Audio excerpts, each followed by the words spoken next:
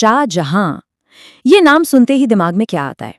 जाहिर है ताजमहल, मोहब्बत की एक ऐसी निशानी जो दुनिया भर में मशहूर है।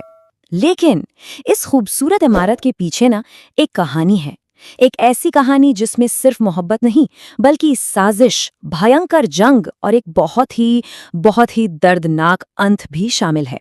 तो चलिए आज उसी शहंशाह की कहानी को जरा करीब से देखते हैं। और यही सवाल तो इस पूरी कहानी की जड़ है। हम सब ताजमहल को जानते हैं, है ना?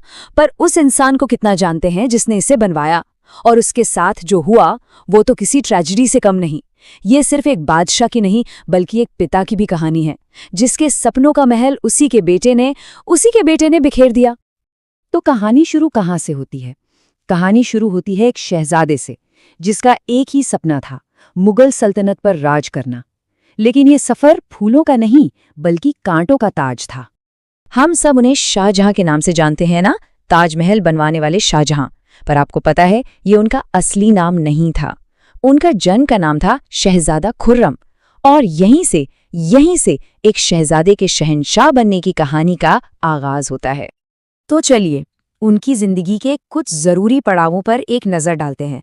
देखिए, 1592 में लाहौर में पैदा हुए, फिर 1612 में अर्जुमंद बानो बेगम से उनकी शादी हुई, जिन्हें हम मुमताज महल के नाम से जानते हैं।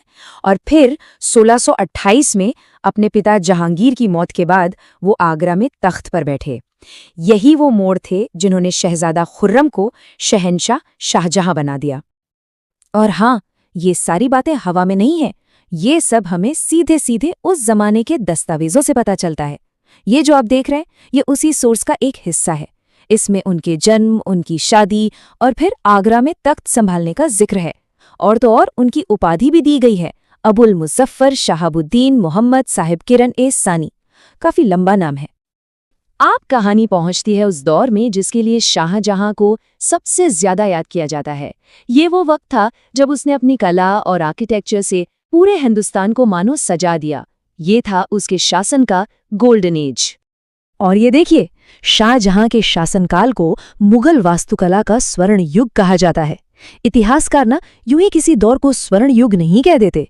इसका मतलब है कि उस जमाने में जो इमारतें बनी, जो कलाकारी हुई, वो अपने चरम पर थी।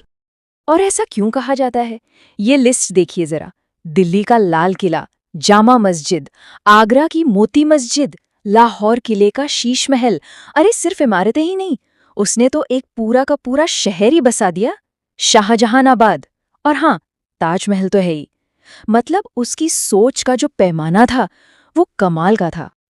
लेकिन इन सब में सबसे ऊपर है ताजमहल। ये सिर्फ एक मकबरा नहीं था, ये उसकी बेगम मुमताज महल के लिए उसकी मोहब्बत का एक जीता जागता सबूत था। 1631 में मुमताज महल की मौत हो गई थी और उन्हीं की याद में शाहजहां ने ये बनवाया। हाँ, ताजमहल का ख्वाब शाहजहां का था, बिल्कुल। लेकिन उस ख्वाब को संगमरमर में तराशने वाले जो माहिर आर्किटेक्ट थे, उनका नाम था उस्ताद अहमद लाहौरी। ये नाम भी याद रखना जरूरी है। तो अब तक सब शानदार चल रहा था, एक सुनहरा दौर। लेकिन अब कहानी में एक ऐसा मोड़ आता है जहां से सब कुछ बदलने वाला था। एक चमकती हुई सल्तनत अब घर की लड़ाई में जलने वाली थी। ये सब शुरू हुआ साल 1657 में। शाहजहां बहुत बीमार पड़ गया और जैसे ही उसकी मौत की अफवाहें उड़ी, बस उसके बेटों के बीच तख्त के लिए, गद्दी के लिए एक खूनी जंग छिड़ गई। अब इस जंग में दो खिलाड़ी आमने सामने थे। एक तरफ था सबसे बड़ा बेटा दारा शिकोह, वो एक बहुत बड़ा विद्वान था जिसने उपनिषदों को फारसी में ट्रांसलेट किया। और दूसरी तरफ था तीसरा बेटा औरंगजेब, वो एक जबरदस्त फौजी कमांडर था और उतना ही बेरहम भी। और हुआ ये कि औरंगजेब की फौजी ताकत दारा के किताबी जानकारी पर भारी पड़ गई। पहले अप्रैल 1658 में धर्मत की लड़ाई हुई, दारा हार गया। फिर एक महीने बाद मई 1658 में सामूगढ़ की जंग, दारा फिर हारा। और बस इसी के साथ उसकी किस्मत का फैसला हो गया। एक बार फिर, ये सिर्फ सुनी सुनाई बातें नहीं हैं। ये जो सोर्स आप देख रहे हैं, इसमें शाहजहां की बीमारी से लेकर धर्मत और सामूगढ़ की इन लड़ाइयों तक का पूरा ब्यौरा मिलता है। वो लड़ाइयां जिन्होंने मुगल सल्तनत का नक्शा ही बदल दिया। तो बेटों की जंग तो खत्म हो गई, औरंगजेब जीत गया, लेकिन इसके बाद शाहजहां की जिंदगी का सबसे तकलीफदेह दौर शुरू हुआ। एक शहंशाह अब कैदी बनने वाला था। 8 साल!